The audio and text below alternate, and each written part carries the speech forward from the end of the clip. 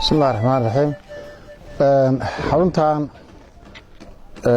oo ah xarun loogu talagalay hoygii ugaaska ee xarunta dhaqanka beelaha kan galmudug gaar ahaan deegaamada waqooyiga galguduud ilaa 2 bilood oo u dambeysay halkan way socotay waa dhul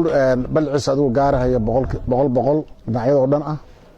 saad u jeedaan had darbigii ayaa dhamaaday runtii calaamasaarka ugaasku waa soo dhow yahay saad ogtihiinba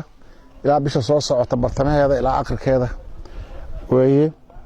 marka saad u jeedaan xaruntan hadda halka waa xaruntii hoolkii shirarka iyo xafiisyadii iyo masaajidkii qaybta kalena waxa ka dhismi doona gurigii iyo baakinkii ugaaska baa qaybta kalena ka dhismi doona qaybta ugaaska waxay bilaaban doontaa isla bishan 15keeda oo waxaan ka dhisaynaa guri weyn oo shub ah halka kana waxa ka sabaysan xafiisyadii iyo hoolkii iyo masaajidkii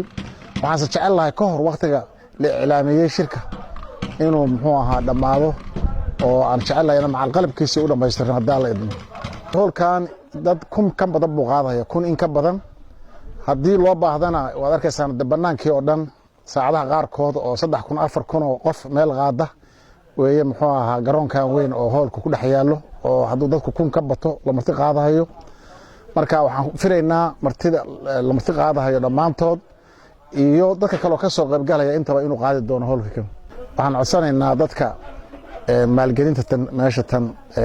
qofka ka qayb qaadan kara hadda anagu aan gacanta ku hayo qaasatan anaa muxuu ahaa hadda gacanta ku hayo oo wada ma jirtan hadda ilaa hadda cid kaleeto oo ka qayb qaadatay dhismaha marka waxaan codsan lahayn dadka qofkii tabaruc bixinaya iyo qofka ka qayb qaadanaya waa meel muhiim ah oo galmudug oo dhan muhiim u ah waa meel muhiim ah muxuu ahaa dadka nabadgelyada waa meel muhiim oo dadku inay ku shiraan danahooda uga tashadaan marka taa waxaan oran lahaa qof kasta oo ka qayb qaadan kara oo Soomaaliya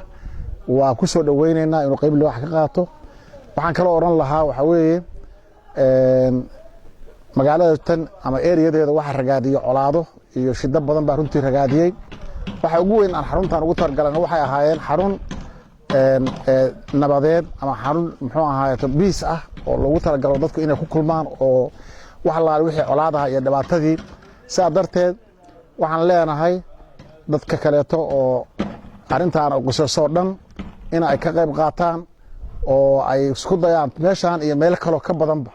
inay ka sameeyaan galmudug daal idin